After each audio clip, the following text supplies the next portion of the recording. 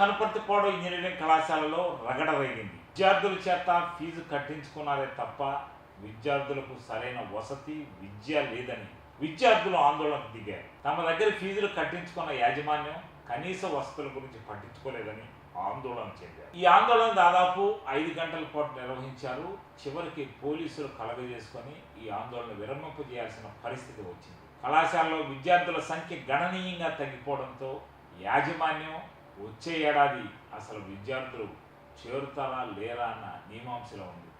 ప్రస్తుతం ఇంజనీరింగ్ విద్యార్థులు ఫస్ట్ ఇయర్లో కేవలం 11 మంది మాత్రమే ఉన్నారు. సెకండ్ ఇయర్ థర్డ్ ఇయర్ మాత్రమే విద్యార్థులు ఉన్నారు. థర్డ్ ఇయర్ విద్యార్థుల భవిష్యత్ ప్రశాంతకం కావడంతో అసలు కాలేజీకి రావడమే మానేశారు. ఉన్న విద్యార్థులకు అరాకొరా వసతులు కల్పిస్తున్నారని స్థానిక విద్యార్థులు ఆందోళనకు దిగారు. దీంతో పోలీసులు కలగజేసుకొని విరమింపజేశారు. వచ్చిన పొద్దున కల్లా మీ సమస్య తీర్చేస్తూ ఉంటారు. అవన్నీ మాటలు నమ్మొద్దు. వాళ్ళు ల్యాండ్ ఆర్డర్ క్లియర్ చేయడానికి మాత్రం ఈ మాటలన్నీ చెప్తారు. కాబట్టి మనం చేయాల్సిందంటే మన సమస్య తీరేవాడు ఇక్కడ కూర్చోవడం.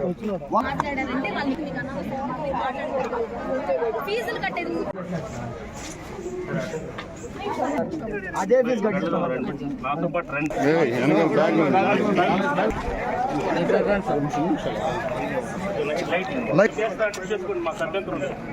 కానీ వర్క్ కాదు. మాట్లాడేటప్పుడు ఎప్పుడైనా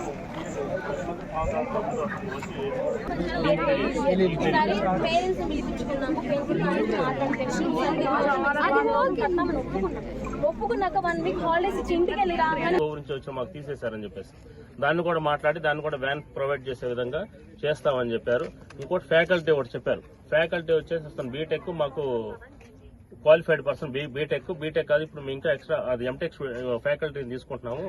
బీటెక్ కాదు మాకు ఇక్కడ బీటెక్ వాళ్ళకి బీటెక్ కాదు టీచ్ చేసేదని అన్నారు.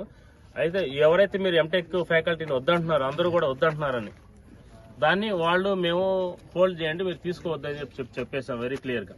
బట్ బీటెక్ ఉండకూడదు, బెస్ట్ క్వాలిఫైడ్ పర్సన్ ఉండాలన్నారు. కాబట్టి ఇంకొక ఎంటెక్ అతను ప్రిఫర్ చేయమని చెప్పాం.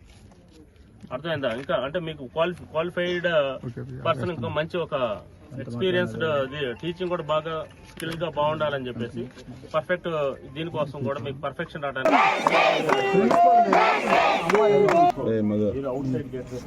సార్ స్టూడెంట్స్ పిలిచారు, మేము వచ్చాం. స్టూడెంట్స్ పొమ్మంటే మేము పోతాం. స్టూడెంట్స్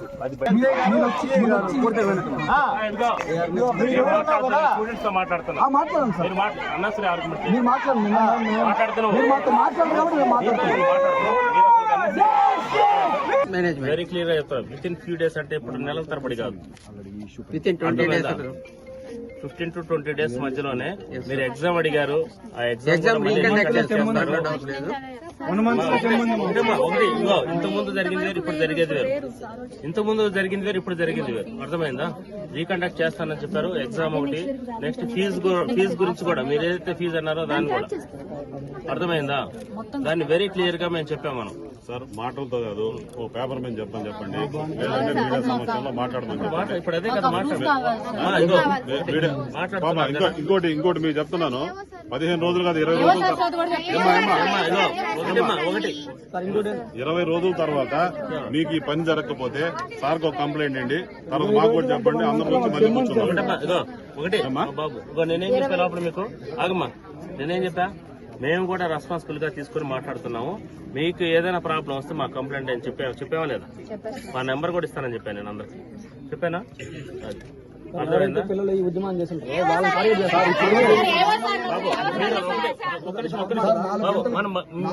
మీ విషయం మళ్ళీ మాట్లాడతాను. నేను బాబు కానిస్టేబుల్స్ వచ్చారు, కానిస్టేబుల్స్ చేంజ్ చేశారు. వీళ్ళని బెదిరిస్తా ఉన్నారు. ఇప్పుడు స్టూడెంట్స్ మాట్లాడండి. ఫస్ట్ వాళ్ళ ప్రాబ్లం సాల్వ్ కావాలా? సమస్య స్టూడెంట్స్ తరపున వచ్చి చేసే స్టూడెంట్స్ తరపున వచ్చి చేసే సమస్య ఇప్పుడు వాళ్ళకి అంత సమస్య ఉంది సార్. మీరు వచ్చే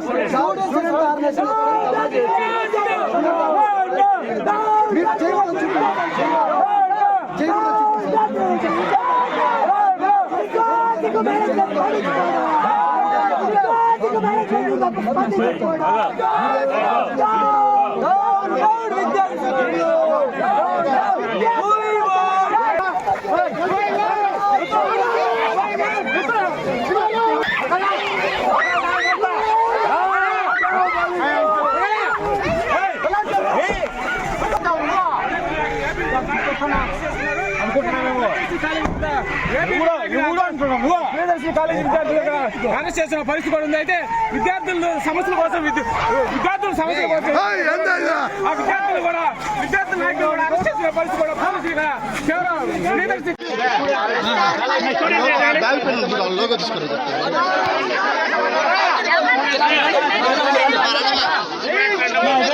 మాట్లాడతాను.